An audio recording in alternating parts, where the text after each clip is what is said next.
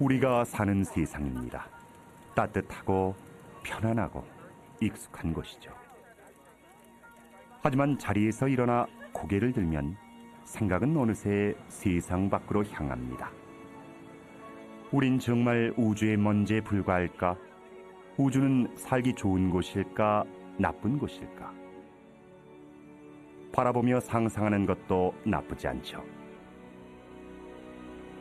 하지만 그곳으로 직접 떠나보는 것은 어떨까요? 우리가 서 있는 이곳에서 우주의 끝까지, 그곳에 감춰진 신비와 전율스런 공포, 찬란한 신세계, 불길한 어둠의 기운,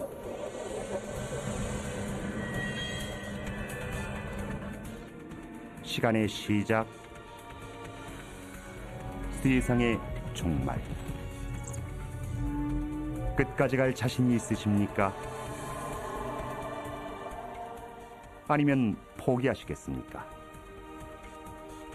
선택은 여러분의 몫입니다.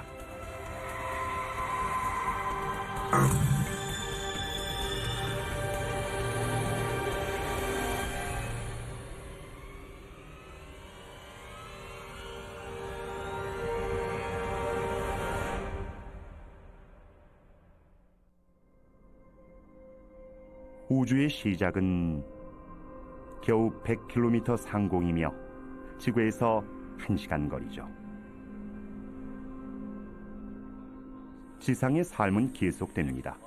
교통 흐름과 주식 거래는 여전하고 스타트랙도 계속 방송되죠.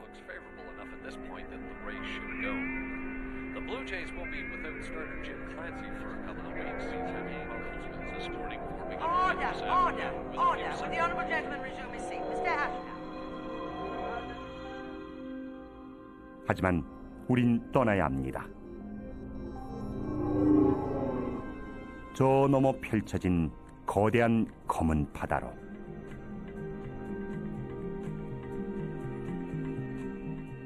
첫 발을 담글 곳은 지구에서 그리 멀지 않은 곳, 바로 달입니다.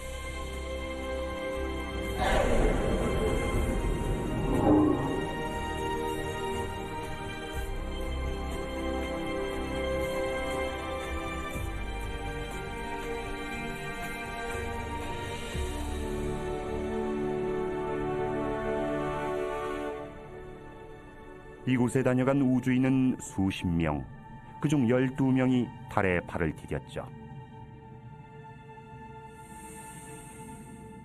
지구에서 겨우 38만여 킬로미터, 우주선으로 3일 거리, 지구를 떠난 지 얼마 되지도 않은 듯합니다.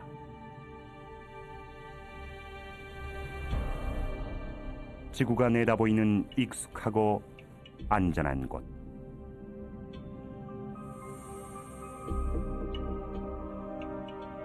무수한 유성과 소행성의 폭격을 맞은 달은 마치 버려진 전쟁터 같습니다. 지금은 고요한 것을 보니 수백만 년 동안 큰 충돌은 없었단 듯합니다.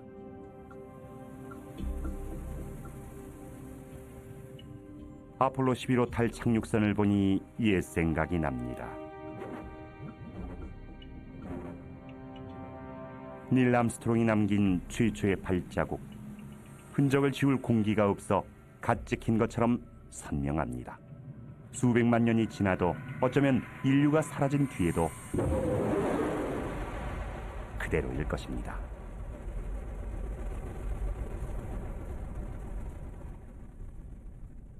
시간이 많지 않습니다. 이제 본격적으로 여행을 시작해야죠.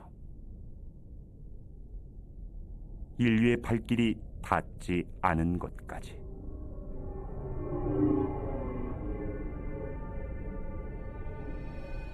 어둠 속에 친근한 모습이 보입니다. 사랑의 여신 비너스, 바로 금성입니다. 샛별 또는 개밥바라기, 때론 동쪽에서 새날을 맞이하고 때론 서쪽에서 하루를 마감하는 별. 이 별을 뒤덮은 황색 구름은 햇빛을 반사합니다. 금성이 태양계의 가장 밝은 행성인 이유죠. 금성은 크기도 중력도 지구와 거의 같은 우리의 형제별입니다. 위험은 없을 것입니다. 그런데 금성 탐사선 비너스 익스프레스가 조사한 바에 따르면 이 눈부신 구름은 강한 황산이며 행성 대기는 이산화탄소로 가득하다고 합니다. 명백한 경고입니다.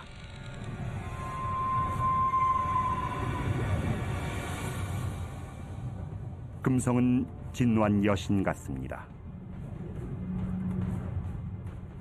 숨막히는 대기, 살인적인 기압, 섭씨 500도 육박하는 뜨거운 대지, 더 있다가는 질식하거나 으스러지거나 문드러지거나 타버릴 것입니다.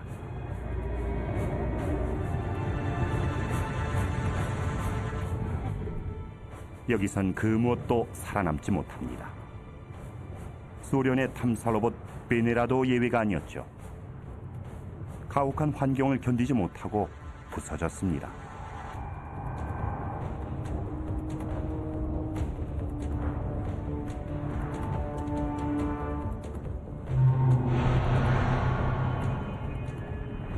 지구에서는 그토록 아름답던 여신의 실체는 섬뜩했습니다.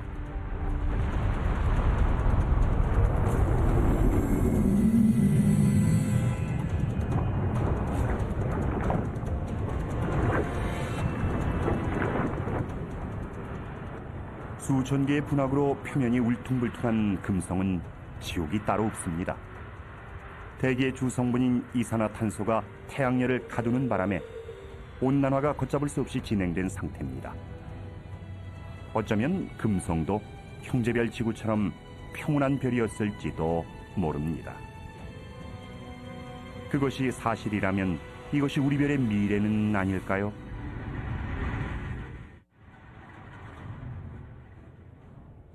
그만 돌아가야 할 것 같은 불길한 느낌이 고개를 듭니다. 하지만 태양엔 묘한 매력이 있습니다.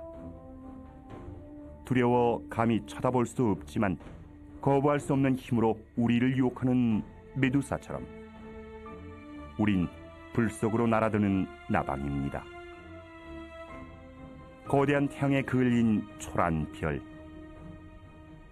수성입니다. 태양에 너무 다가간 별은 이렇게 됩니다. 기온이 극과 극을 오가죠. 밤엔 영하 170도까지 내려가는가 하면 한낮엔 400도를 웃돕니다. 타다가 얼다가 표면에 난 상처는 수성의 험난한 과거를 여실히 보여줍니다. 수성 탐사선 메신저우가 뜻밖의 사실을 알려줍니다. 이 행성이 작은 덩치에 비해 중력이 크다는군요. 보기보다 무겁다는 뜻이죠. 얇은 암석층으로 덮인 커다란 쇠공 같은 수성은 지금보다 훨씬 큰 행성의 핵을 보는 듯합니다. 어쩌면 전 우주를 배경으로 한 핀볼 게임에서 떠돌이 비열이 수성과 충돌해 바깥층을 날려버린 것일지도 모릅니다. 궤도를 벗어난 행성들이 마주치는 모든 것을 여지없이 파괴하는 공간. 우린 그 한가운데 던져진 한없이 작고 무력한 존재입니다. 지금이라도 돌아가야 합니다. 하지만 어느 누가 태양의 매혹적인 광채를 보고 등을 돌릴 수 있을까요? 우리의 빛이자 생명. 우린 전적으로 태양에 의지해 태양을 중심으로 살아갑니다. 그뿐이 아닙니다. 태양은 전차를 타고 하늘을 달리는 그리스 신 헬리우스며 매일 아침 부활하는 이집트 신 라며 스톤헨지에서 떠오르는 하지의 태양입니다. 지난 수백만 년 동안 태양은 신의 얼굴에 가장 가까운 존재였습니다. 지구에서 1억 5천만 킬로미터, 비행기로 20년 거리. 태양이 꺼진다 해도 우린 8분 뒤에야 그 사실을 알 만큼 까마득한 거리입니다. 태양은 지구 100만 개를 합친 것보다 큽니다. 또 중력으로 태양계 전체를 움직일 만큼 무겁습니다.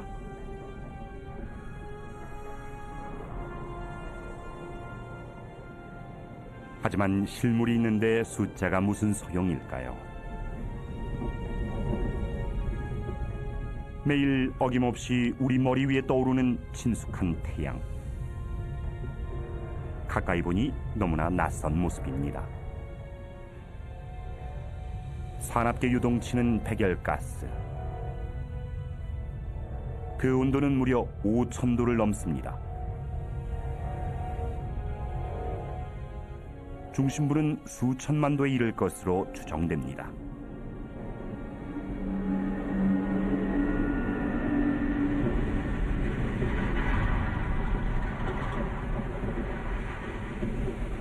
이 뜨거운 온도는 핵 반응을 일으키며 초당 수백만 톤에 달하는 물질을 에너지로 바꿉니다. 인류가 생산한 총 에너지보다 많죠. 지구에서 보고 느끼는 빛과 열이 바로 이 에너지입니다. 하지만 가까이에서 본 느낌은 사뭇 다릅니다. 전기와 자기의 작용이 아주 활발하죠. 홍염이라고 하는 고리 모양의 거대한 백열가스에서 방출되는 것입니다. 홍염 한 개는 화산 1000만 개보다 많은 에너지를 내뿜으며 그 안에 지구를 통과시켜도 수만 킬로미터의 여유가 남을 만큼 거대합니다.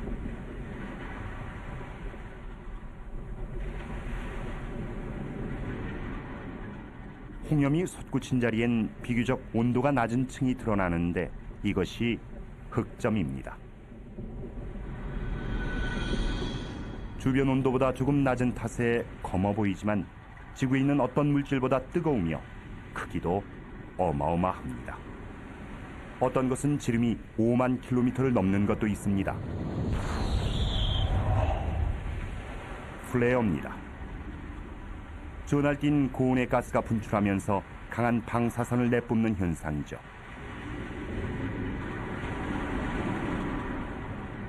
언젠가 태양의 연료가 바닥나면 이 모든 것은 멈출 것입니다.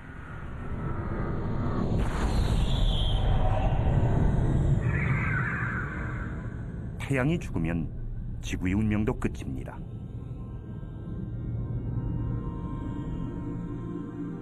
생명을 주기도 하고 빼앗기도 하는 이 신은 우리에게 거리를 두라 경고합니다.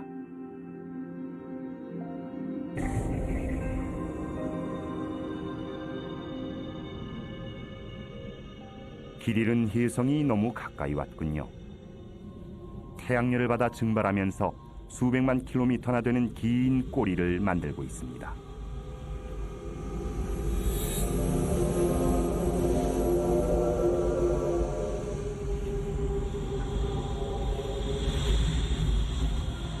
내부는 얼어 있습니다. 태양계 밖을 떠도는 얼어붙은 천체에서 떨어져 나온 게 분명합니다. 뜨거운 물과 수증기, 먼지를 뿜고 있습니다. 태양이 혜성에 얼어붙은 심장마저 녹이는 것입니다. 시커먼 때가 묻은 커다란 눈덩이 같은 모습이죠.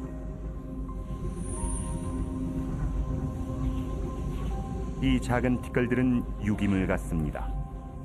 언제부터 얼음에 갇혀 있었는지는 알 수 없습니다.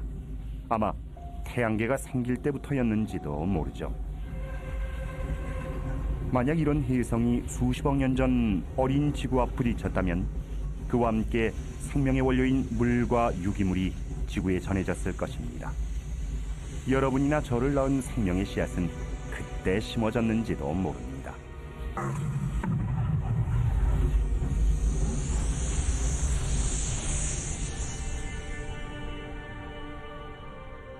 이것이 지금 지구에 떨어진다면 어떨까요? 혜성이나 소행성 충돌로 멸종된 공룡을 생각해 보십시오. 이는 시간 문제일 뿐입니다. 그 전까지 대책을 마련하지 못한다면 언젠가 우리도 공룡과 같은 길을 가게 될 것입니다. 지구는 무사합니다. 적어도 지금은 말이죠. 만약 지구가 멸망하면 우린 돌아갈 곳이 없습니다. 척박한 우주 공간을 정처 없이 떠도는 미아가 돼 새로운 지구를 찾아야 합니다. 햇빛과 물과 공기가 있고 너무 춥지도 덥지도 않아 사람이 살기 좋은 곳, 이 넓은 우주 어딘가엔 그런 곳이 반드시 있을 것입니다.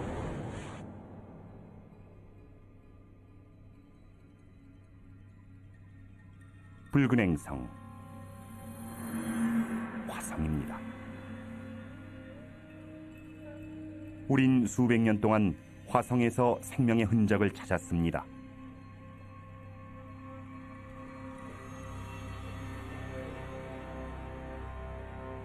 이곳 어딘가 외계 생명체가 있을지도 모릅니다. 하지만 그게 사실이라면 역사서와 과학서를 새로 써야 하는 것은 물론 우리의 세상은 발칵 뒤집힐 것입니다. 모든 것이 달라질 수도 있다는 말입니다.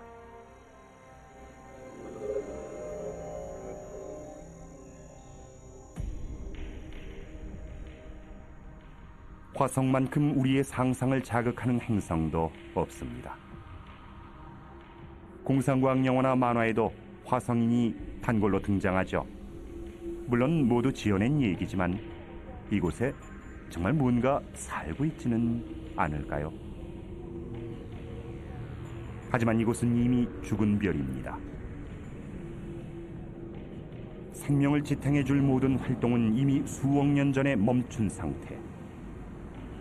지금의 화성은 거대한 붉은 화석에 불과합니다.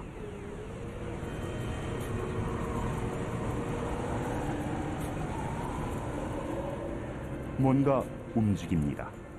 지구에서 본 어떤 토네이도보다 큰 초대형 회오리 바람입니다. 바람이 분다는 것은 다시 말해 공기가 있다는 뜻이고, 공기가 있다는 것은 생명체가 살 수 있다는 뜻이죠. 하지만 사람이 숨쉬기엔 너무 희박하고 이산화탄소도 너무 많습니다. 태양의 자외선을 걸러줄 장치도 없습니다. 게다가 기온은 영하 80도까지 떨어져서 지표와 극지방의 물은 물론 대기 중 수증기까지 얼어 눈이 됐습니다.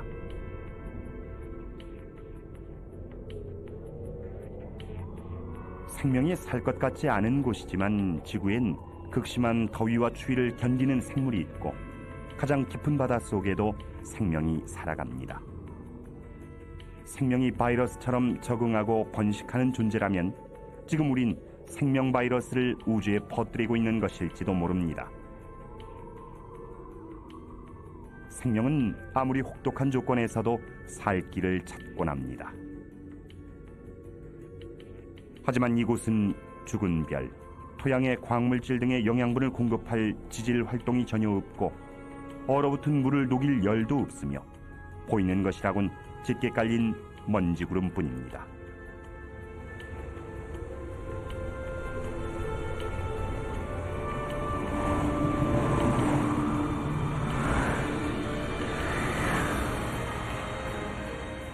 하지만 이것을 잊으면 안 되겠죠. 거대한 고대 화산 올림푸스 몬스.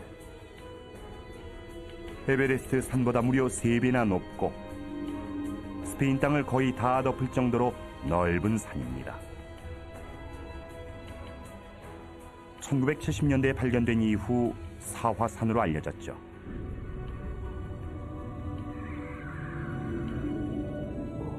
산비탈에 이상한 흔적이 보입니다. 용암이 흘렀던 자국 같습니다. 하지만 용암류는 운석 충돌과 함께 사라진 지 오래죠. 물론 이 화산이 정말 죽었다면 말입니다. 그게 아니라면 지금도 이 밑에 마그마가 있을지도 모릅니다. 그렇다면 얘기가 달라지죠. 화산 활동은 땅속에 얼어붙은 물을 녹이고 광물질과 영양소를 순환시킵니다. 생존에 필요한 조건이 마련되는 것이죠.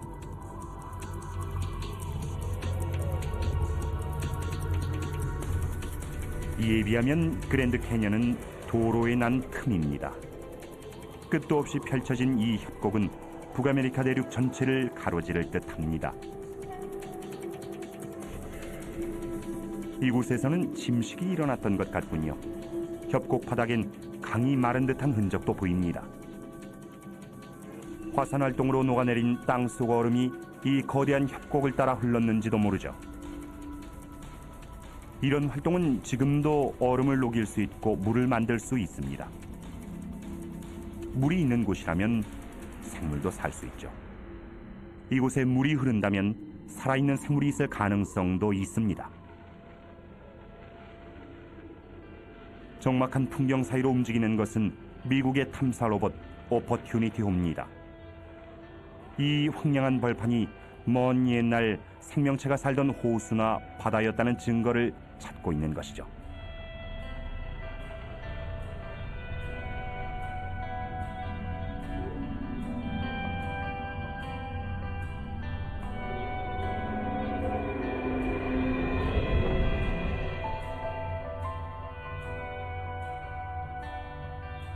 이 골짜기를 보십시오.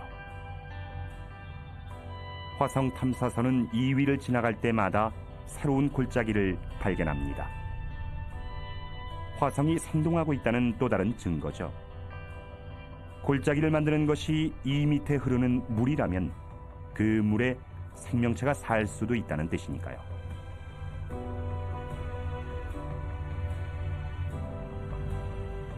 그것을 찾는 게 문제죠.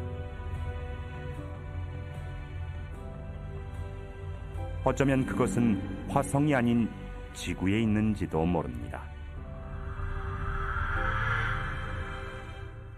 지구의 생명체가 여기서 비롯됐다는 학설이 있습니다. 화성이 소행성과 충돌하면서 미생물이 풍부한 화성 파편이 우주로 떨어져 나와 어린 지구에 떨어졌고 그곳에 생명의 씨앗을 심었다는 설이죠. 우리가 화성에 이토록 이끌리는 것도 인류의 고향이기 때문은 아닐까요? 그렇다면 우린 모두 화성인인 셈입니다.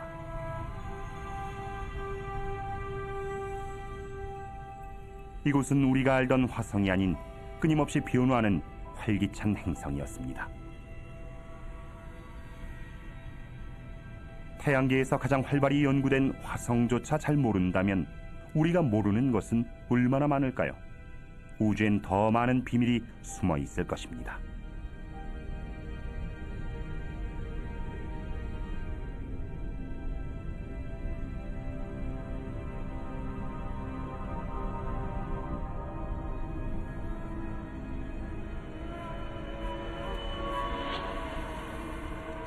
점점 겁이 납니다. 거대한 컴퓨터 게임 속에 들어온 기분입니다.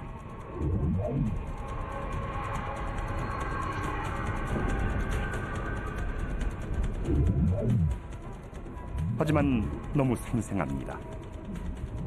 지름이 수백 킬로미터에 달하는 소행성도 있습니다.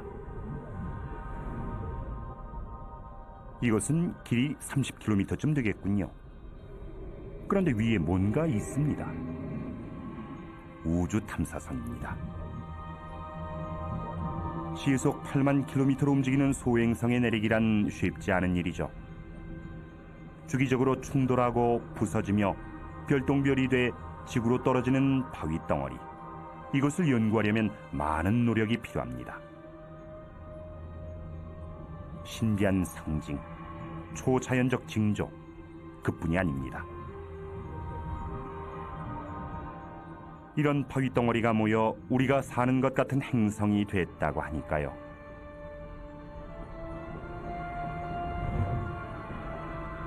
지구에 떨어진 운석의 나이를 따져보면 지구가 45억 년 전에 태어났음을 알 수 있습니다. 이들은 결국 지구와 태양계의 출생 증명서인 셈이죠. 그런데 이것들은 행성이 되지 않았습니다. 어떤 강력한 힘이 결합을 방해한 것입니다.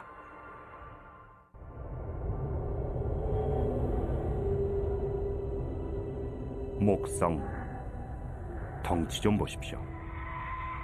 지구보다 1000배 이상 클 듯합니다. 나머지 행성이 다 들어가도 될 만큼 거대합니다.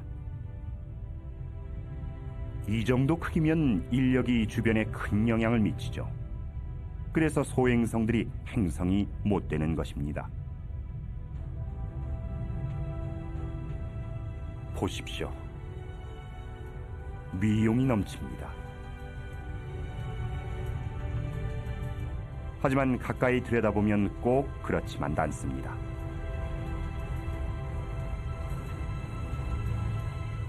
이 거대 행성은 거의 기체로 되어 있습니다. 이곳에 내리면 한없이 빠져들어가 지면에 닿지 못할 수도 있습니다. 또한 목성의 수려한 외관은 격렬한 운동의 결과입니다. 행성이 맹렬한 속도로 자전하면서 시속 수백 킬로미터의 바람을 일으키고 이것이 줄무늬와 소용돌이, 회오리 구름을 만들어내는 것이죠.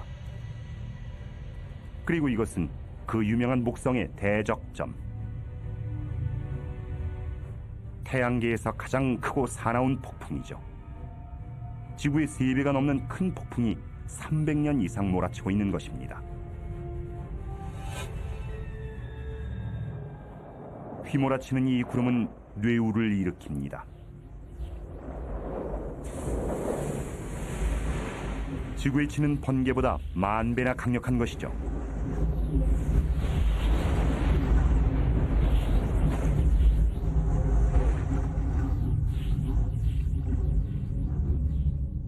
목성을 제대로 안전하게 관찰하려면 아무래도 거리를 둬야 할 듯합니다. 극지방에서 너울대는 것이 지구의 오로라처럼 아름답군요.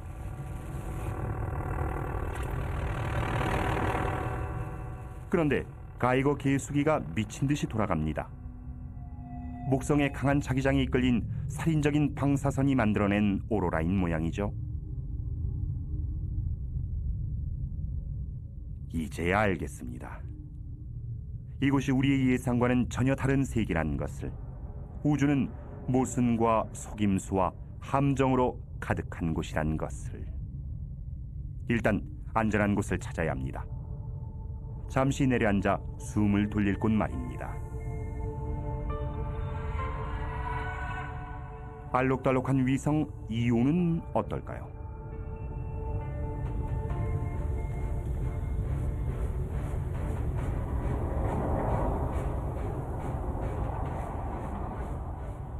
울긋불긋한 색의 정체는 녹아내린 바위와 유황, 화산, 뜨거운 화산재와 유황이 수백 킬로미터 위로 치솟고 있습니다. 안전하긴커녕 태양에 버금가는 위험천만한 곳입니다. 우주의 끝으로 가는 우리의 여정은 어느새 생존 싸움이 돼버렸습니다. 하지만 이 모든 위험이 지나면 진정 경이로운 광경이 우리를 기다리고 있을 것입니다.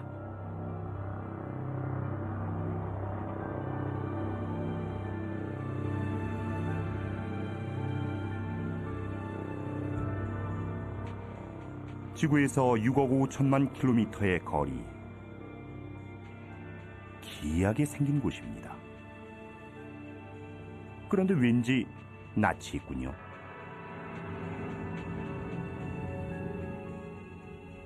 얼음으로 뒤덮인 갈라진 땅이 북극을 보는 듯합니다.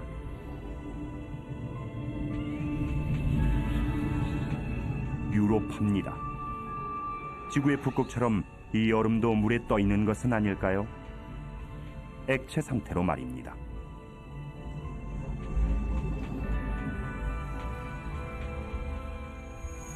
흥미로운 이야기죠. 하지만 태양에서 8억 킬로미터 떨어진 유로파가 꽁꽁 얼지 않았을 리 없습니다.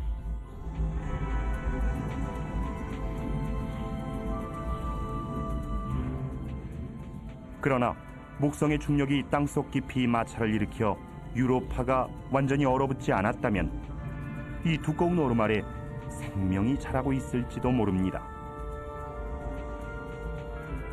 만약 이 안에 미생물과 갑각류, 오징어들이 사는 거대한 생태계가 있다면 우린 이 얼음층을 사이에 두고 외계 생명체와 마주하고 있는 것입니다. 하지만 우주선을 보내 얼음을 뚫지 않는 한 유로파는 태양계 불가 사이로 남아있을 것입니다.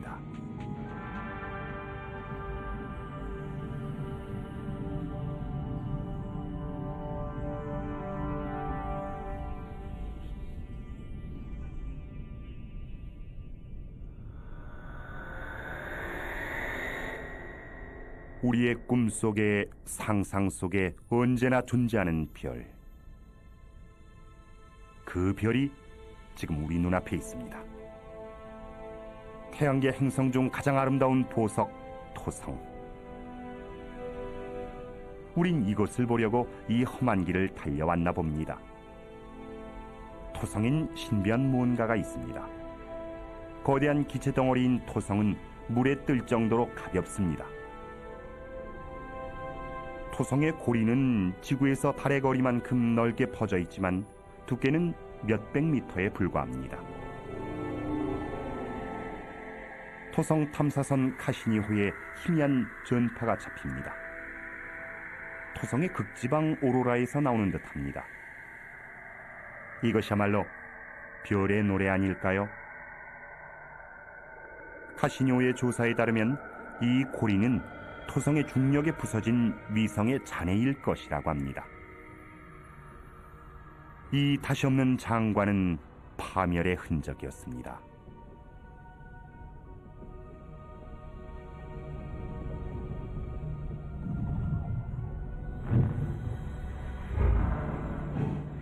무수히 많은 얼음알갱이, 어떤 것은 각얼음처럼 작고 어떤 것은 집채만 합니다.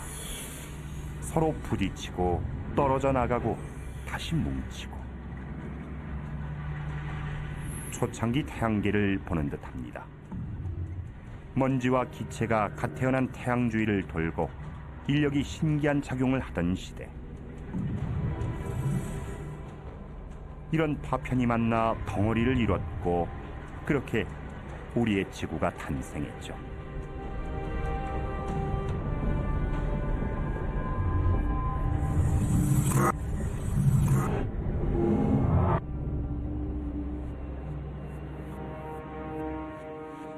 토성의 아름다운 자태에 넋을 놓고 있을 수만은 없습니다. 이제 그만 눈을 돌려야 합니다. 아직도 갈 길이 멀고 배울 것도 많으니까요. 그런데 눈앞에 보이는 가장 큰 물체가 발길을 붙잡습니다. 짙은 구름에 둘러싸인 위성 타이탄입니다.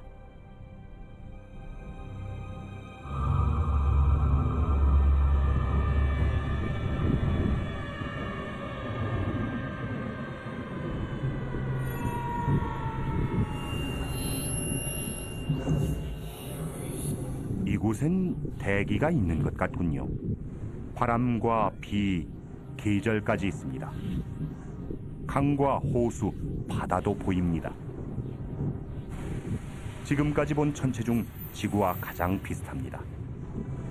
토성에 머물지 않길 잘했다는 생각이 드는군요. 그런데 이것은 물이 아니라 액체 천연가스입니다. 지구 전체의 석유와 가스 매장량의 수백 배는 될 것으로 추정됩니다. 가져갈 수만 있다면 지구의 모든 도시와 자동차가 수천 년 동안 쓸 수 있는 양이죠. 어쩌면 먼 훗날 이곳에 정착한 지구인들이 쓰게 될지도 모르겠군요. 타이탄이 주인 없는 별이라면 말이죠. 그것을 알아보고자 카시니호의 위성 탐사선 하위 헌스가 타이탄에 착륙했습니다. 그리고 토양에서 유기물의 존재를 확인했죠. 하지만 이곳의 기온은 영하 180도. 생명체가 되기엔 불가능한 조건입니다. 타이탄이 더워진다면 모르지만요. 태양은 점점 뜨거워질 것입니다. 그렇게 되면 수십억 년 전 지구에서 그랬듯 이곳에도 수많은 생명이 싹틀 것입니다. 지구가 너무 뜨거워지면 우린 타이탄에 정착할지도 모릅니다. 그때는 이 머나먼 별이 인류의 고향이 되겠죠.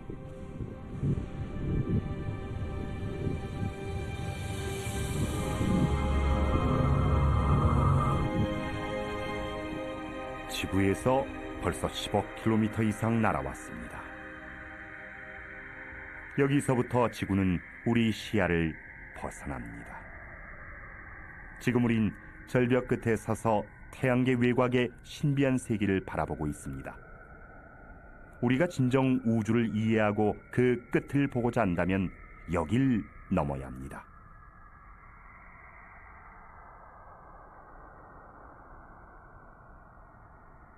지구에선 보이지 않아 미지의 영역으로 남아있던 곳. 이곳은 태양계의 변두리입니다. 깊은 바다로 뛰어드는 기분입니다.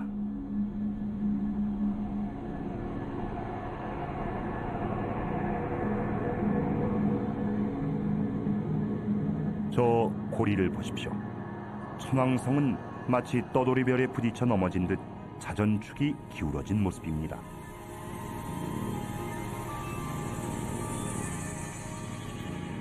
불안이 엄습합니다. 벌써 자신이 없어지고 쓸쓸하기만 합니다. 우주의 끝에 가도 이런 기분이 들 것만 같습니다.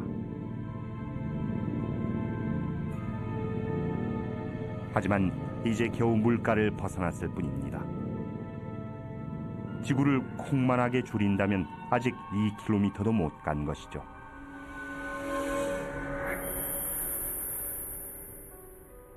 태양계 끝까지 가려면 아직도 2만 km를 더 가야 합니다.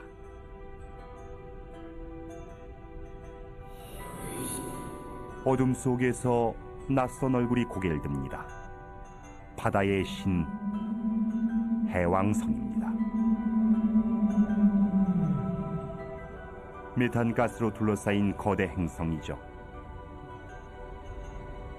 이것은 지구 크기만한 폭풍입니다. 시속 1500km의 무시무시한 바람이죠. 지구에서처럼 태양이 바람을 일으키기에 해왕성은 너무 멉니다. 이런 바람이 부는 데는 다른 이유가 있겠지만 그것은 아무도 모릅니다. 태양계는 생각보다 거대했고 우리의 지식은 너무나 보잘것없었습니다.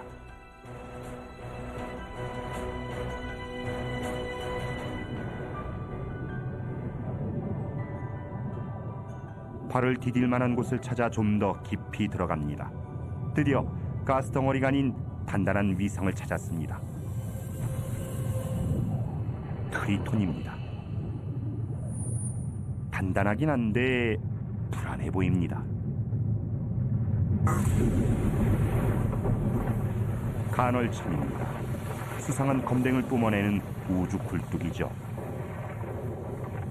이 위성은 해왕성의 자전 방향과 반대로 공전합니다. 이 성난 위성은 결코 이길 수 없는 별들의 힘겨루기라 할 수 있죠. 해왕성은 엄청난 중력으로 트리톤을 잡아당겨 속도를 늦추고 있습니다.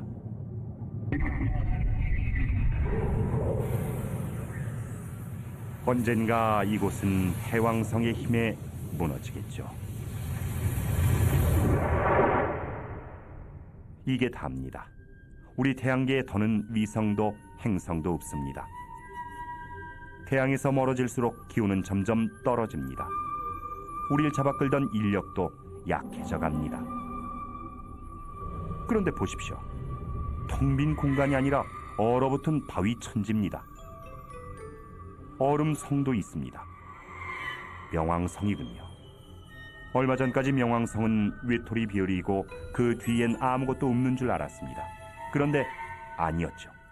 천체는 더 있었습니다. 발견된 지 얼마 안 돼 이름도 정해지지 않았습니다. 플루티노, 얼음난쟁이, 휴비원조. 하지만 뭐라고 부르든 뜻하는 바는 한 가지입니다. 태양계가 우리 생각처럼 단순하지 않다는 것이죠.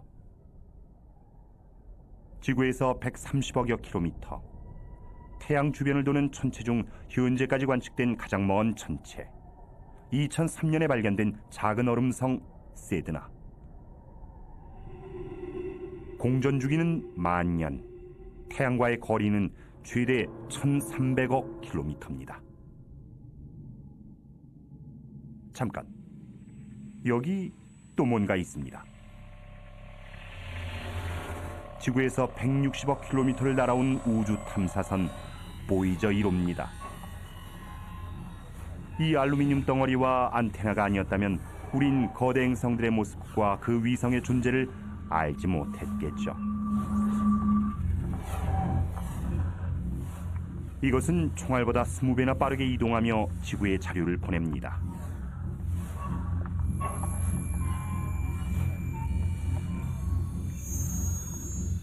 옆에 보이는 금색 레코드판은 먼 우주에 띄워보내는 병에 담긴 편지입니다.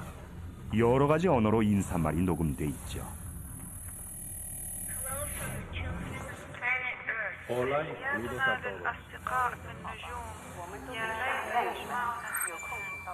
우리 태양계의 위치를 담은 지도도 있습니다.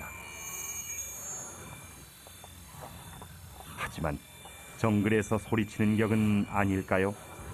이 소리를 듣고 우리가 사는 곳을 찾아올 누군가가 친구일지 적일지는 아무도 모르니까요. 우주의 빙산무리가 끝없이 이어져 있습니다. 처음에 본 혜성 같기도 합니다. 수십억 년 전 혜성이 지구에 생명을 심었다는 설처럼 어쩌면 여기서 시작된 생명이 지나가는 별이나 해왕성의 중력에 끌려 태양을 향해 떨어져 나갔는지도 모릅니다. 그리고 이 얼음, 지구의 물도 여기서 비롯된 것은 아닐까요? 그 많은 바닷물, 우리가 마시는 커피, 우리 몸속의 물이 이 머나먼 우주 빙수기에서 온 것이라면 놀라운 일이 아닐 수 없죠.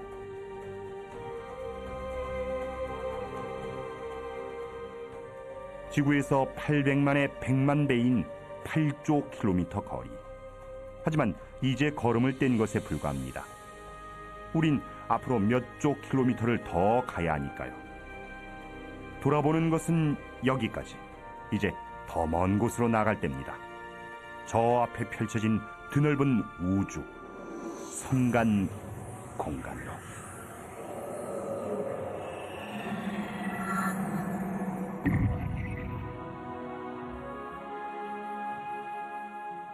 태양계에서 아주 멀리 떨어진 성간 공간. 황홀한 풍경입니다. 태양을 닮은 별도 무수히 많고 행성과 위성을 거느린 별도 많습니다.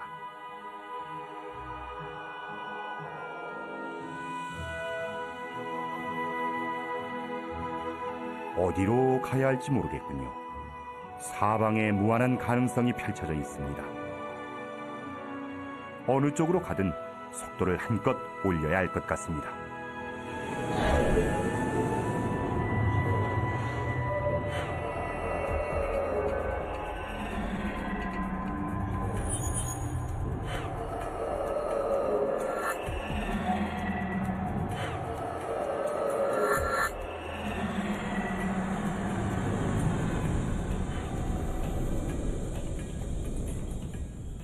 지구에서 40조 킬로미터, 우주선으로 15만 년 거리.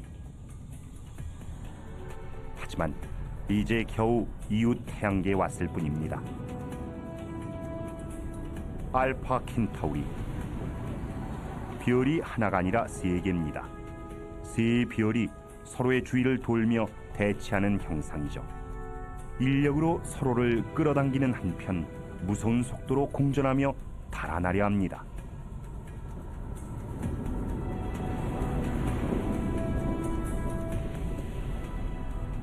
이 사이에 끼이는 순간 우린 어느 한 별에 끌려 들어가겠죠.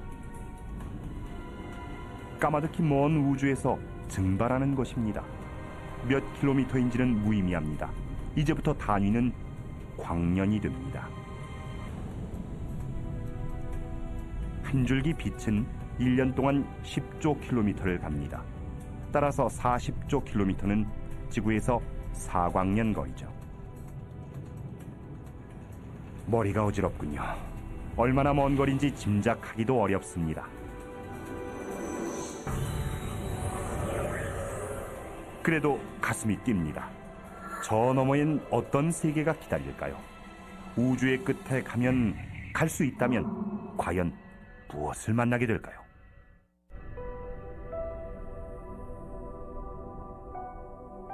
지구에서 10광년 떨어진 별 엡실론 에리다니. 먼지와 얼음으로 된 고리가 장관입니다. 지금도 저곳 어딘가에서 얼음과 바위 덩어리로 된 행성이 태어나고 있겠죠.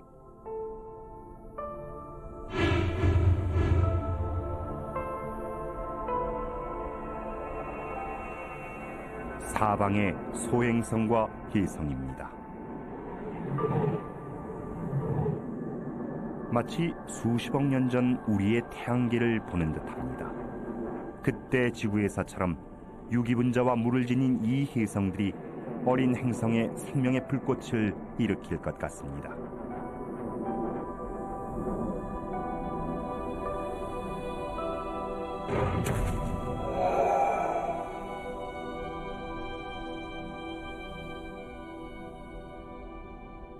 이 모든 것의 중심에 있는 별은 우리의 태양보다 작습니다. 태어난 지 얼마 안 된 별이죠. 이 태양계의 생명은 기껏해야 원시 생명체일 것입니다.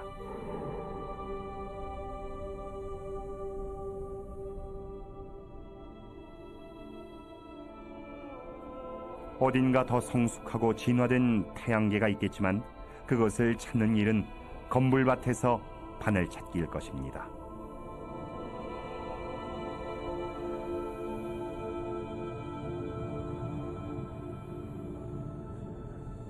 지구에서 20광년 거리. 또 다른 별 글리제 581.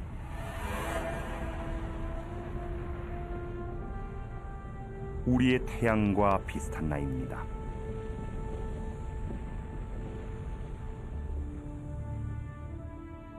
그 주위를 도는 한 행성. 중심별에서 딱 적당한 거리입니다. 더 가까우면 물이 증발해버리고 더 멀면 얼어버리겠죠. 생명이 진화하기에 이상적인 조건입니다.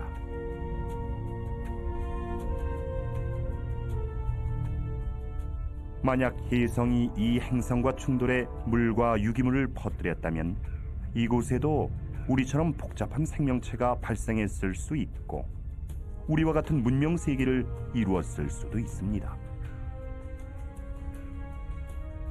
그렇다면 지금쯤 이 행성에서 지구의 TV 신호를 수신해 우리의 20년 전 방송을 보고 있을지도 모르죠.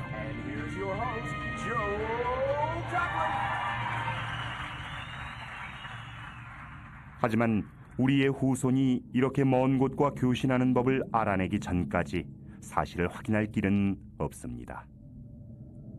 그들과 우리는 서로의 존재를 모른 채 비슷한 삶을 살아가는 것이죠.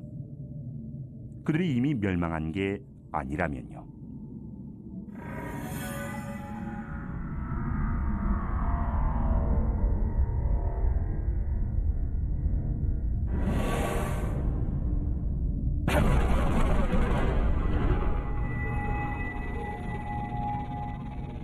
혜성의 문제는 이겁니다. 창조도 하지만 파괴도 한다는 것. 6,500만 년 전 공룡이 남기고 간 교훈이 그것이죠. 이런 게 바로 건물밭의 바늘입니다. 우리 태양계처럼 인간이 살 수 있는 가장 가까운 태양계. 하지만 이는 우연일 뿐이죠.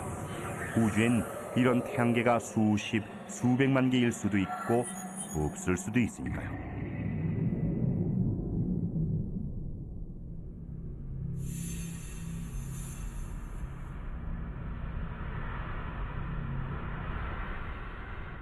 엄청난 크기군요. 자세히 보니 벨레로폰이라는 행성입니다.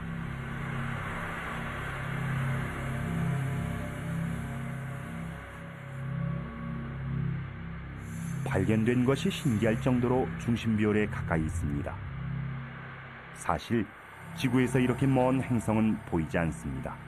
눈부신 이웃비월의 빛에 가리기 때문이죠. 하지만 이들 행성도 미약하나마 이웃비월을 끌어당기는데 그런 미세한 움직임을 측정하면 몇 조 킬로미터 떨어진 행성의 존재를 밝힐 수 있습니다. 1990년 벨레로폰은 그렇게 나타났습니다. 그리고 우린 까마득히 먼 수백 개의 행성을 발견할 수 있게 됐죠. 지구에서 65광년, 이 비월에서 채널을 맞추면 히틀러의 베를린 올림픽 방송이 나올 것입니다.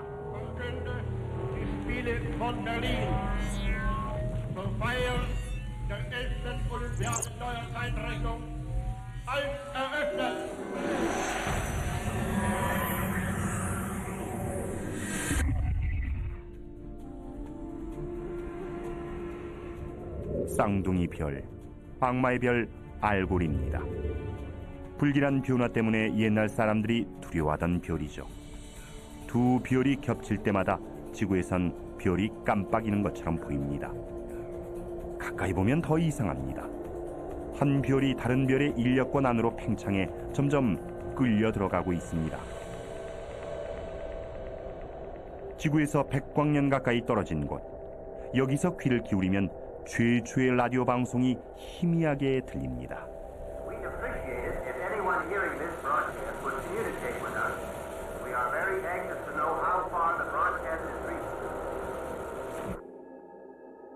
소리가 그쳤습니다. 여기서부터는 지구의 흔적을 전혀 느낄 수 없습니다. 저 너머의 외계인들은 우리의 존재조차 알 수 없겠죠. 바닷가에 서서 밤하늘을 바라보며 우주와 인간의 존재를 생각하던 때가 마치 전생처럼 멀게 느껴집니다. 눈앞에 펼쳐지는 경이로운 풍경에 감사한 마음이 듭니다. 우리가 사는 세계를 보여주기 때문만이 아니라 전 우주의 과거와 미래에 관해 얘기해주기 때문이죠.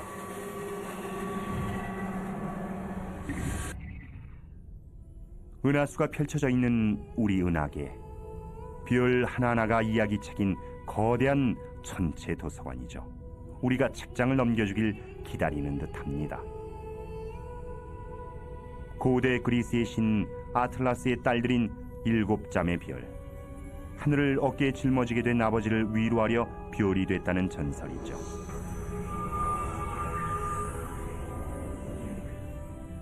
거대한 별 베텔게우스, 우리가 본 것 중 가장 크고 밝은 별입니다. 우리의 태양보다 적어도 600배는 커 보입니다.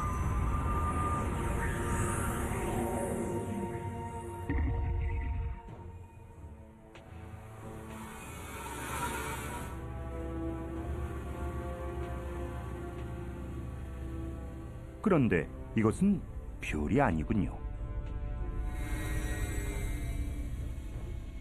행성도 아니고 우리가 본 어떤 것과도 다릅니다.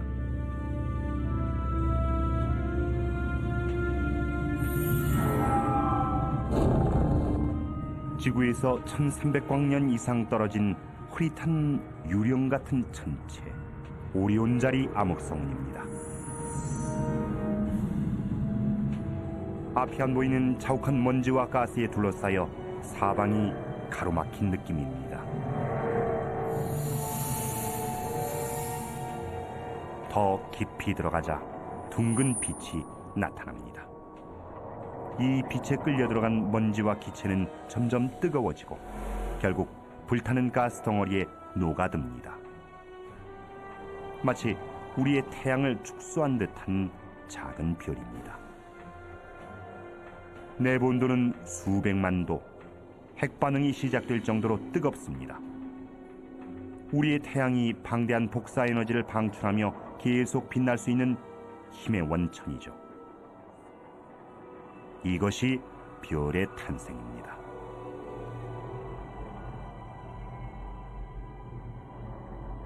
한계가 아닙니다.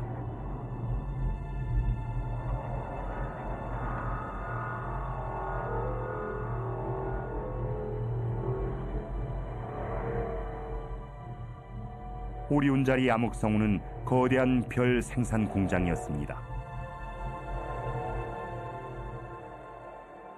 우주의 미래가 시작되는 현장이죠.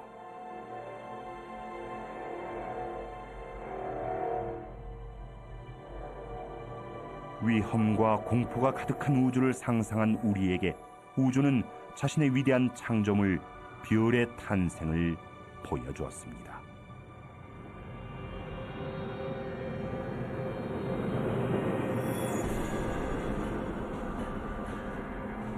안심하긴 이른 걸까요?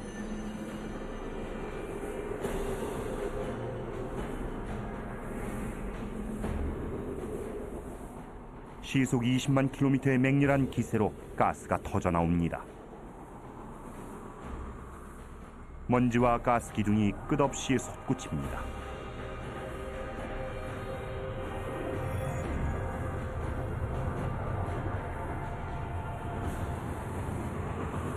무시무시한 장면입니다. 그런데 결과를 보니 말문이 막힙니다.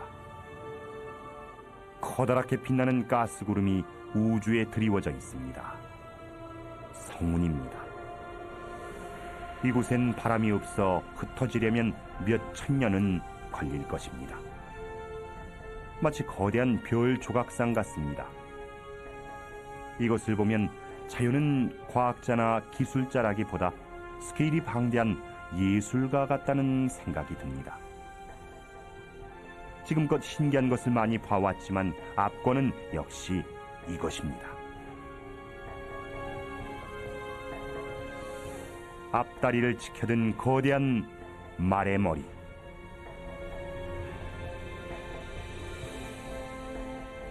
별이 태어나고 자라고 그 다음엔 어떻게 될까요? 죽을까요? 조용히 사그라질까요? 아니면 펑 하고 사라질까요?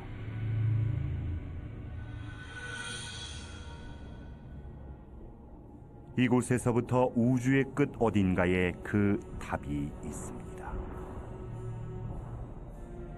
4,000광년 정도 더 떨어진 곳, 반짝이는 구름이 별을 에워싸고 있습니다. 한때 우리의 태양처럼 빛나던 별이었죠. 그런데 남은 것은 오색 찬란한 가스뿐. 별 내부의 핵융합으로 생성된 원소들이 별이 죽자 밖으로 나온 것입니다. 녹색과 보라색 기체는 우주를 구성하는 원료인 수소와 헬륨,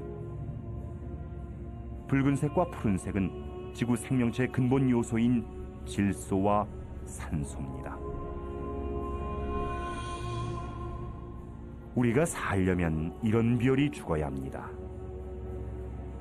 우리의 폐에 들어있는 산소와 DNA에 들어있는 질소 모두 지구가 태어나기 한참 전에 죽은 별의 핵융합으로 만들어진 것입니다. 인류는 우주 핵폐기물로 만들어진 존재. 우리의 계보 또한 여기서 시작됩니다.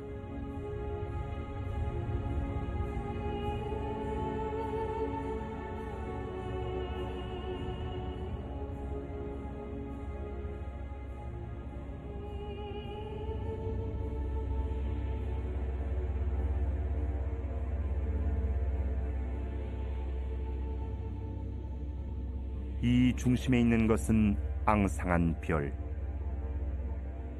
백색 외성, 흰 빛을 발하는 뜨거운 별. 작지만 밀도는 매우 높습니다. 이는 별이 죽는 순간으로 원자가 녹아 밀착된 상태. 밀도가 어찌나 높은지 찻숟가락만한 양의 질량이 1톤이나 됩니다.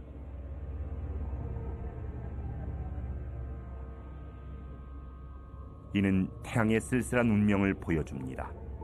지금으로부터 60억 년 뒤 태양은 백색 외성이 됩니다. 태양의 죽음은 곧 지구의 종말을 의미하죠. 지금까지 얼마나 많은 세상이 뜨고 졌을지, 얼마나 많은 별의 역사가 묻혀버렸을지 문득 궁금해집니다.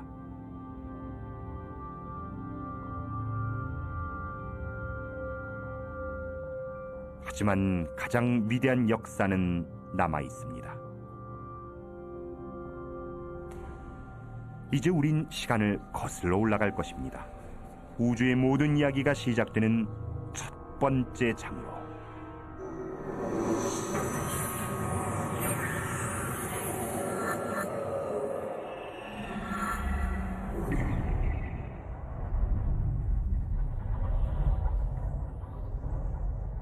죽은 별의 잔해가 흩어져 있습니다.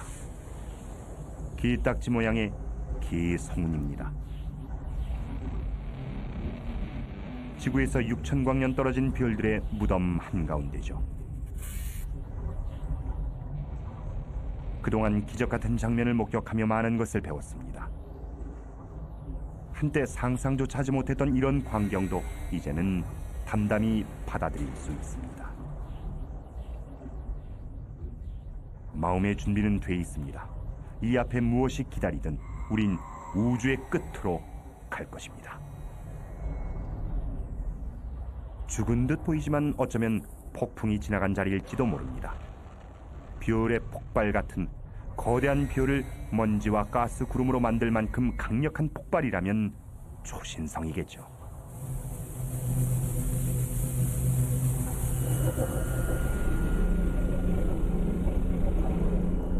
폭풍의 눈입니다. 맥동하며 자전하는 별 벌써.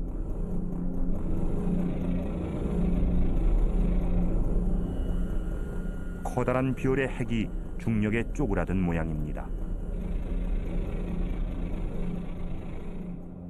지름은 겨우 20km지만 밀도는 상상을 초월하죠. 핀끝만한 양이 많으면 수백만 톤은 될 것입니다. 피겨스케이팅 선수가 제자리에서 돌면서 팔을 안으로 모으듯 이 별도 부피가 줄수록 회전이 빨라집니다. 양쪽으로 내쏘는 광선, 에너지, 방사선, 초당 30회의 고속 회전, 거대한 먼지와 가스구름. 펄서가 내뿜는 방사선의 양은 태양보다 많습니다.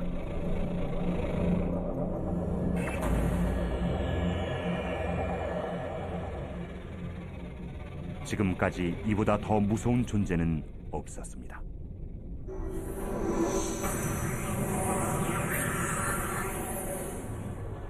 처음에 봤다면 겁에 질렸겠죠. 하지만 이제는 압니다. 모험 없이는 기적도 없다는 것을. 악몽을 두려워하면 꿈꿀 수 없다는 것을.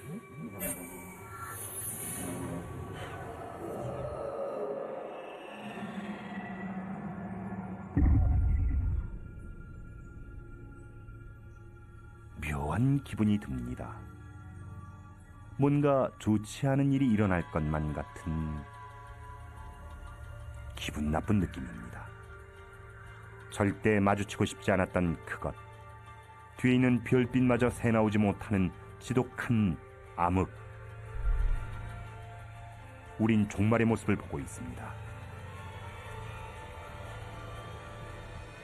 거대한 별의 시체.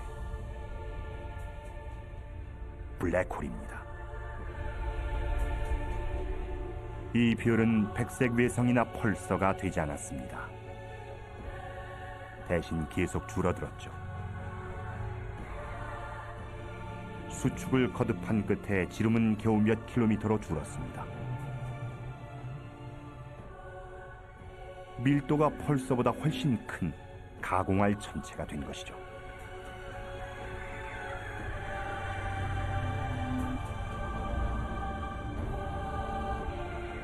너무 가까이 가면 다시는 돌아오지 못합니다. 왜 블랙홀인지 알겠군요. 그 중력이 너무 강해 빛조차 빠져나오지 못합니다. 단단한 바위 덩어리인 소행성도 블랙홀의 구멍에 빨려 들어가면서 점점 늘어나고 있습니다. 이 안에 우리가 아는 물질은 존재하지 않습니다. 시간도 공간도 없으며 모든 물리학 법칙마저 무시되죠.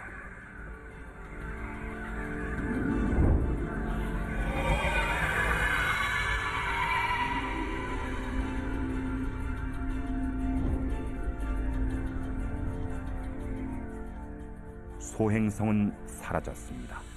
어디로 갔는지는 아무도 모릅니다. 인간 이해력의 한계죠. 우리 은하엔 하늘의 별보다 많은 블랙홀이 있을 것입니다. 하지만 우린 볼 수 없겠죠. 그 순간 모든 것이 끝날 테니까요.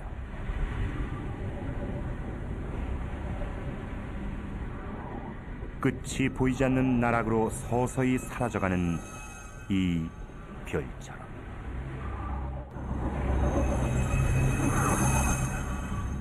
이곳도 거대한 블랙홀 안은 아닐까요? 어쩌면 이 우주 역시 다른 우주의 블랙홀 안인지도 모릅니다. 한참 생각하다 보면 현기증이 납니다.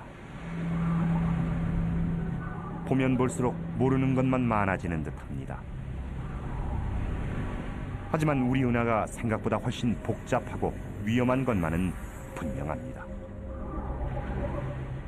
우린 아직 우리 은하 안에 있습니다. 은하계 너머 광대한 우주는 아직 보지도 못했죠. 온갖 모험과 신비한 비밀이 우리를 기다리고 있습니다. 먼저 이 은하수를 나갈 방법부터 찾아야 합니다.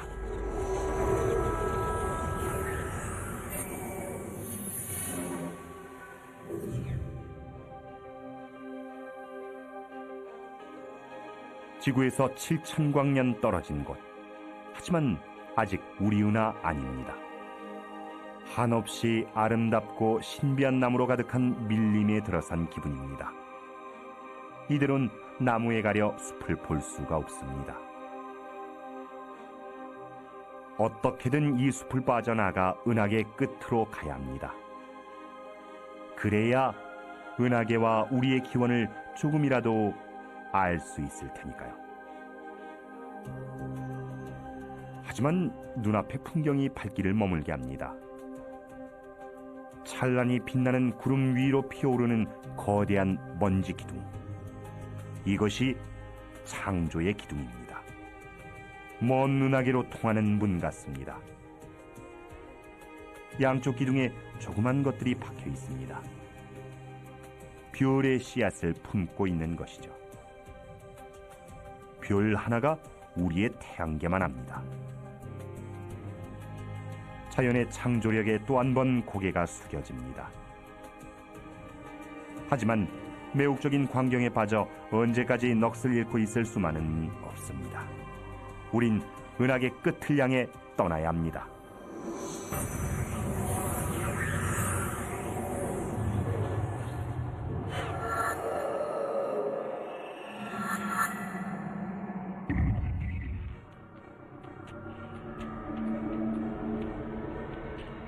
은하계의 황홀한 풍경에 눈이 멀어 그 무서움을 잊고 우주의 지뢰밭에 들어오고 말았습니다.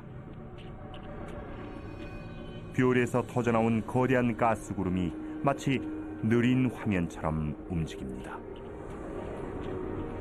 우리 태양보다 100만 배는 더 밝은 거대한 별. 그것이 붕괴되고 있습니다. 연료가 떨어진 것입니다. 에너지원이던 핵반응은 서서히 멈추고 별은 마지막 순간을 맞습니다. 결국엔 중심핵이 급격히 무너지고 그곳에서 새로운 블랙홀이 탄생하겠죠.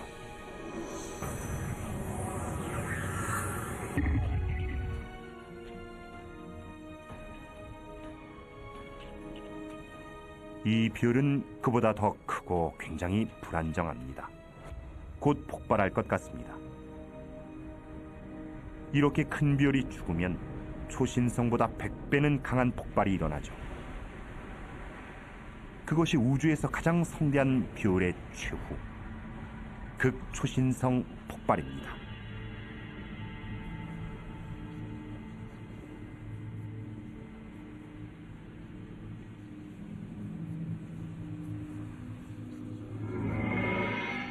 붕괴된 핵은 블랙홀이 됩니다.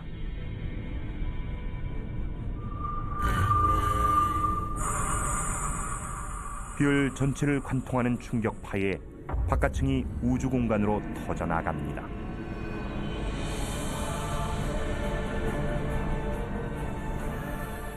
치명적인 방사능이 퍼집니다. 근처에 있던 운 나쁜 행성을 파멸로 몰아가기에 충분한 양이죠.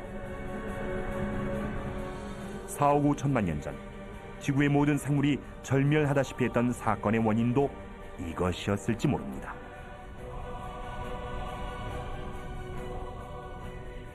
죽음의 극초신성, 얼어붙은 해성, 타버린 행성, 백색 외성, 적색 거성, 지구. 거대한 빛의 연못 속의 작은 물방울. 그것이 우리의 은하계입니다. 우리 별은 어디일까요? 여기 답이 있습니다.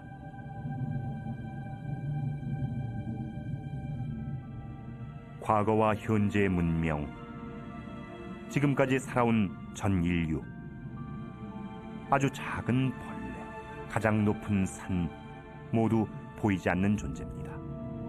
작은 점도 안 됩니다.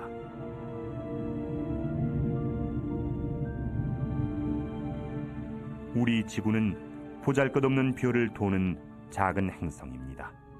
지금 당장 없어진다 한들 티도 안 날 것입니다.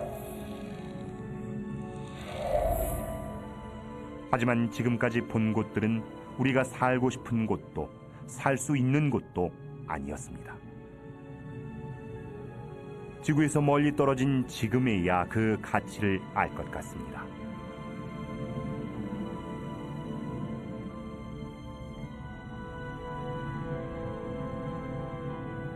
이 별들을 보십시오. 헤아릴 수 없이 많습니다. 생명을 품을 수 있는 별이 하나쯤, 아니 그 이상 있을 것입니다.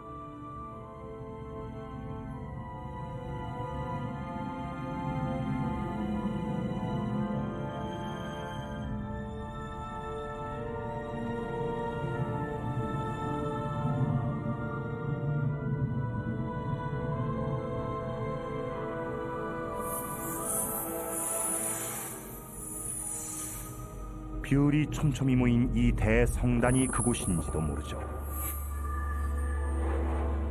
1970년대 천문학자들은 우리 DNA의 세부 구조와 태양계 지도가 담긴 메시지를 이쪽으로 보냈습니다. 하지만 이렇게 먼 곳까지 그 메시지가 닿으려면 적어도 2만 5천 년은 걸립니다. 우리가 아직 외계 생명체를 보지 못했다고 해서 우주에 다른 생명이 없다고 단정할 수는 없습니다. 발달된 외계 문명의 수를 추산할 수 있는 방정식이 있습니다. 계산 결과 놀라운 결과가 나왔죠. 우리 은하에만 수백만 개의 문명이 존재할 수 있다는 것이었습니다.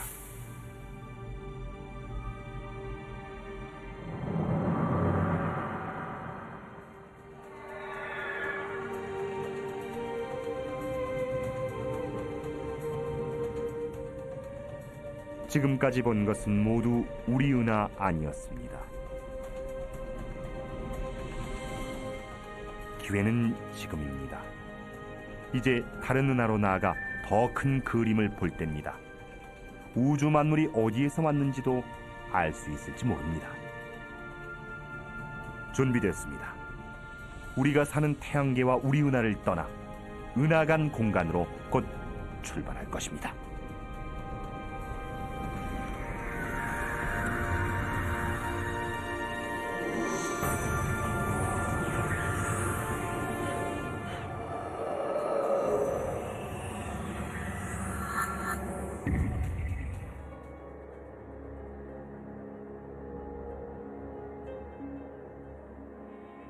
은하계 너머, 은하 사이의 광활한 공간을 지나 우린 드디어 은하간 공간에 무사히 진입했습니다.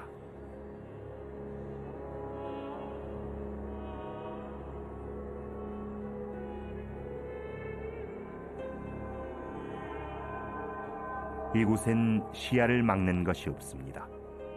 가장 가까운 은하도 수백만 광년이나 떨어져 있으니까요. 우리 은하계의 엄청난 중력에 산산조각난 외부 은하의 잔재, 텅 빈 공간으로 흩어집니다.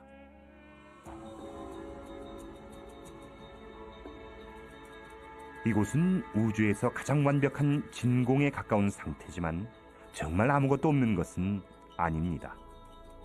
기체가 희미하게 남아있고 먼지도 엷게 흩어져 있습니다. 그뿐이 아닙니다. 암흑물질도 있습니다. 우린 볼 수도 느낄 수도 맛볼 수도 만질 수도 계량할 수도 없는 불가사의한 물질이죠. 하지만 우주 구성 성분의 90% 이상을 차지할 만큼 흔한 것입니다. 암흑물질이 정말 존재한다면 세상에 빈 공간이란 없으며 이곳 또한 물질로 둘러싸여 있다는 뜻이 됩니다. 그 존재를 증명하는 것은 이 물질이 은하에 미치는 힘입니다. 이것이 그 예죠. 대마젤란운.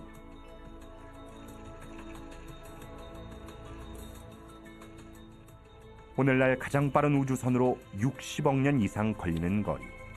다시 말해 은하계의 인력권 끝에서부터 16만 광년 떨어진 곳입니다. 회전하는 은하가 우주로 흩어지지 않는 것은 무언가가 잡고 있다는 뜻이죠. 눈에 보이지 않지만 강력한 암흑물질이 그것입니다. 별, 성단, 성운 모두 거대한 천문학의 보고입니다.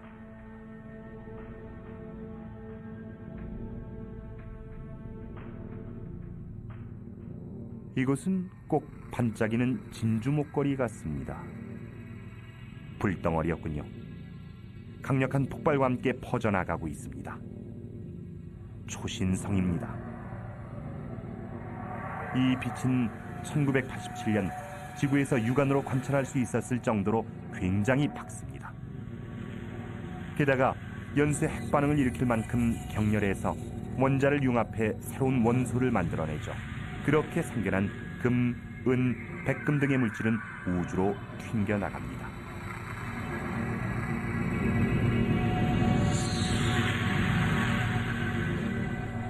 여러분 손가락의 금반지도 수십억 년 전 몇 조 킬로미터 떨어진 이런 거대한 초신성에서 만들어진 것입니다. 지구에서 바라본 우주는 동떨어진 세계였습니다. 하늘에 떠있는 전혀 다른 세계. 그런데 아니었죠. 우주의 이야기가 곧 우리 모두의 이야기였습니다.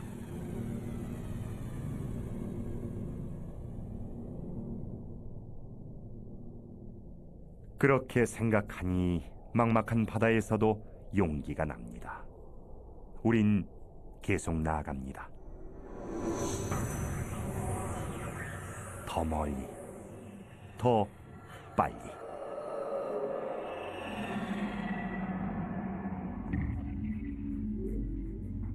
이것은 250만 광년 떨어진 곳에 있는 안드로메다 은하. 거의 시속 100만 킬로미터로 이동하고 있습니다. 우주의 모든 것은 폭탄의 파편이 튀듯 멀어집니다. 우리가 보는 이 은하는 아프리카 초원에 유인원을 닮은 인류의 조상이 나타났을 때의 모습이죠.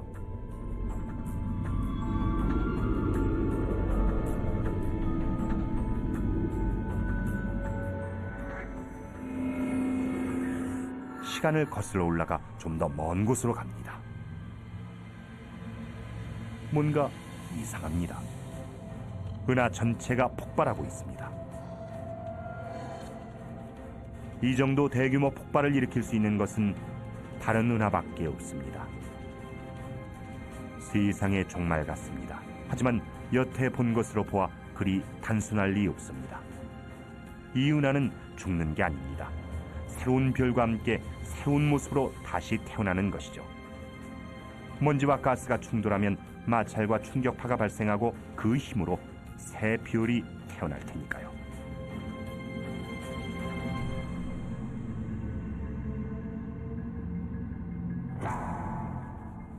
혼돈 속에도 질서가 있고 무한한 변화에도 패턴이 있습니다. 탄생과 죽음, 창조와 파괴라는 끝없는 순환이 그것이죠.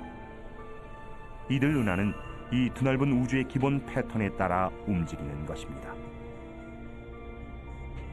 우주엔 수십억 개의 은하가 있고 그 안에 수백 수천억 개의 별이 있습니다. 지구에 있는 해변의 모래알을 다 합친 것보다도 많을 수 있습니다. 지금 존재하는 별만 따져도 그렇다는 얘기죠. 우주엔 이미 생을 마친 별도 있고 막 태어나는 별도 있고 태어날 별도 있습니다. 마침내 눈에 들어온 큰 그림은 상상했던 것보다 훨씬 컸습니다. 이 바람개비 은하는 지구에서 굉장히 먼 은하입니다. 지금 지구에서 메시지를 보내면 이곳까지 오는데 2700만 년이나 걸릴 정도죠. 우리 인류 또는 지구가 그 답신을 받을 때까지 존재하기나 할까요? 아마 아닐 것입니다.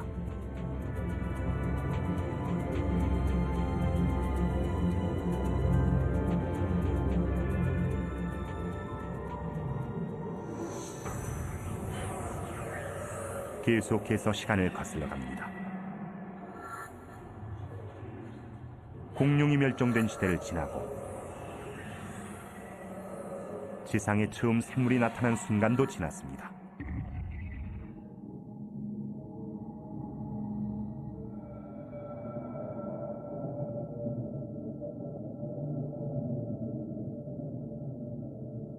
지구에서 20억 광년 거리, 우주의 끝이 다가옵니다.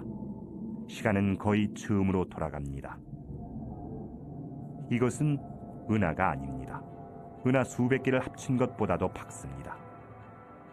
눈부신 에너지 빔이 몇 조 킬로미터까지 뻗어나갑니다. 이렇게 크고 밝은 것이라면 힘도 어마어마할 것입니다. 경험으로 보아 우주에서 힘은 곧 위험을 뜻합니다. 우주에서 가장 위험한 천체, 준성 같습니다. 정말 그렇다면 목적지를 눈앞에 둔 이곳에서 우리의 여행도 끝나는 것일까요?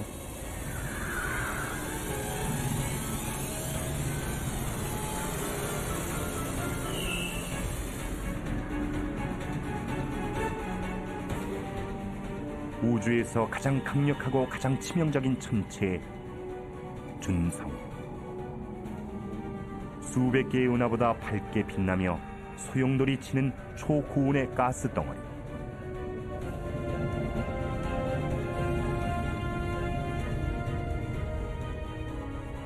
가공한 힘의 원천은 이 거대한 짐승의 심장부에 있습니다. 태양 10억 개의 질량과 맞먹는 어둠의 핵, 초대형 블랙홀이 그것이죠.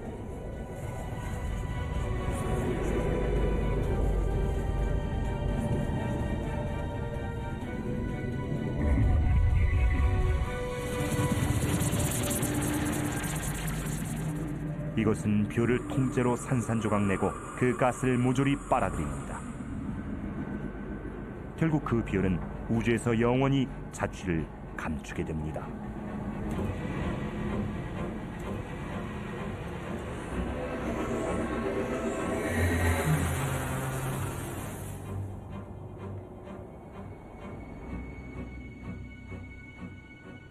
우린 우주의 가장 무서운 힘을 목격했고 그 파괴력이 얼마나 굉장한 것인지도 알았습니다.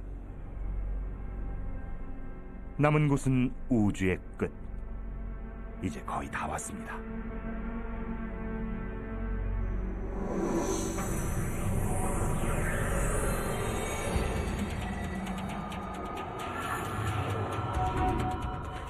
아직 더 가야 합니다. 미지의 영역으로 넘어가려면 더 빨리 움직여야 합니다.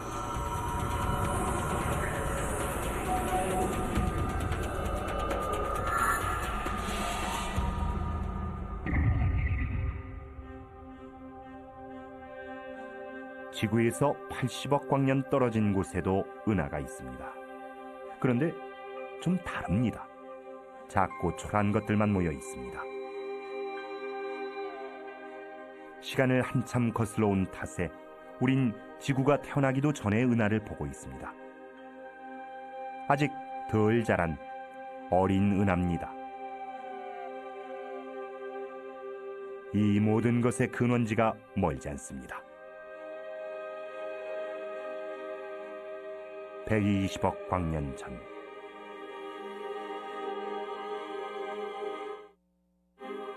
이 은하들을 보십시오. 캄캄한 바닷속을 떠다니는 원시 플랑크톤 같습니다.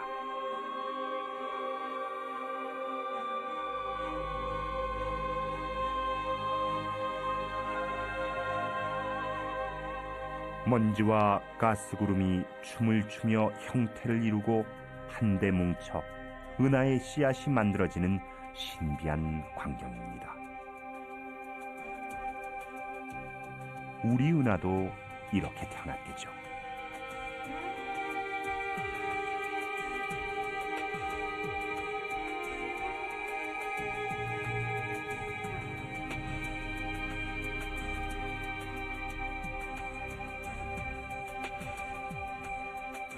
은하가 사라집니다.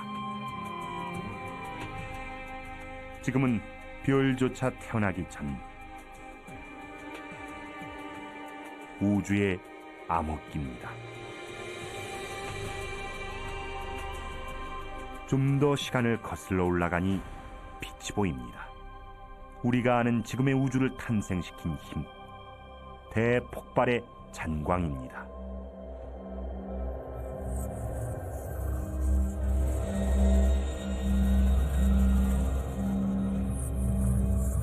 거의 다 왔군요.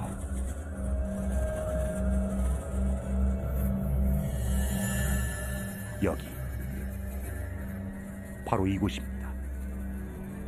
우리가 찾던 우주의 끝.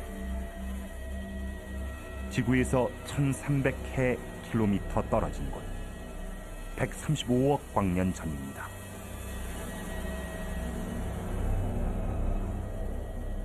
우주 역사상 가장 격렬한 창조의 순간, 빅뱅이 일어나던 바로 그 순간입니다. 이 세상 모든 것은 이때부터 존재했죠.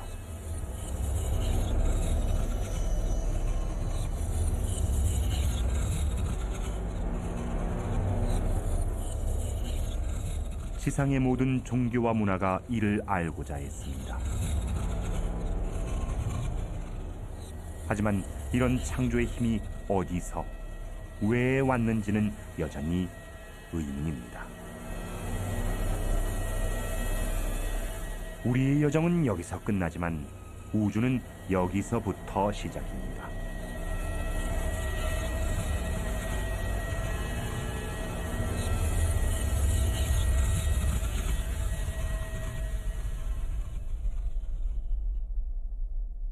한없이 작고 뜨거운 고밀도의 점이 폭발합니다.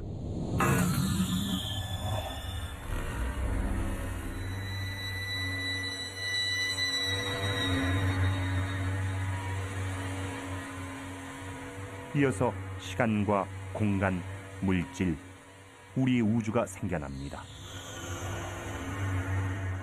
처음엔 원자보다 더 작은 입자만 하던 것이 어느 찰나인가 손바닥으로 쥘 수 있을 만큼 커집니다. 그리고 잠시 후 어느새 지구만해집니다.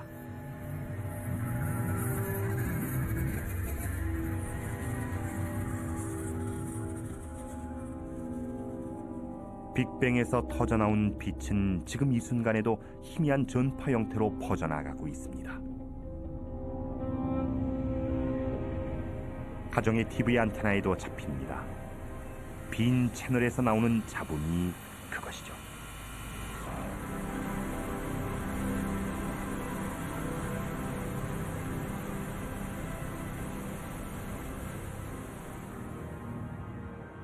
이젠 폭발의 충격파를 타고 거슬러 온 시간을 되돌아갑니다.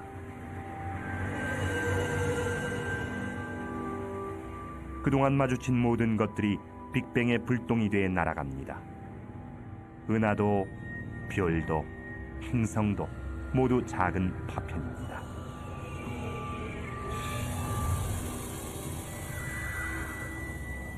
다시 우리 은하계로,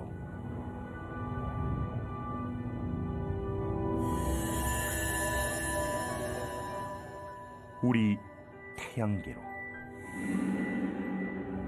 우리가 향하는 곳은 빅뱅의 여파에 소용돌이치며 서서히 식어가는 무수한 천체 중의 하나, 지구입니다.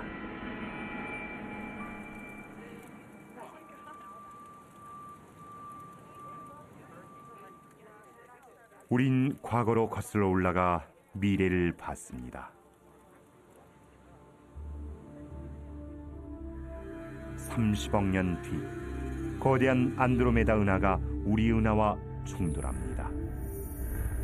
새 은하가 탄생합니다. 살아남은 태양과 그 행성들은 새 은하를 도는 커다란 궤도 안으로 던져집니다. 이후 태양은 적색 거성이 돼 수성과 금성을 삼켜버리고, 초토화된 지구에서는 모든 생명이 자취를 감춥니다.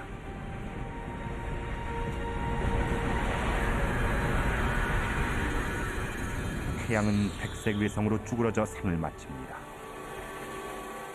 주변 별들도 죽어갑니다.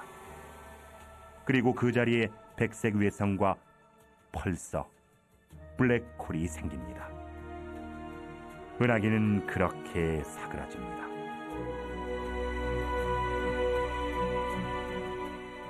빅뱅 이후 우주는 빛을 잃으며 죽어가고 있습니다.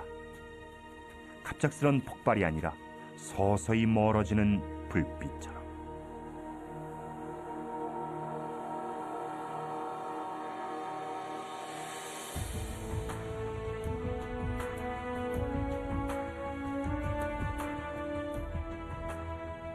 하지만 죽어가는 우주를 벗어날 길이 어딘가 있을 것입니다.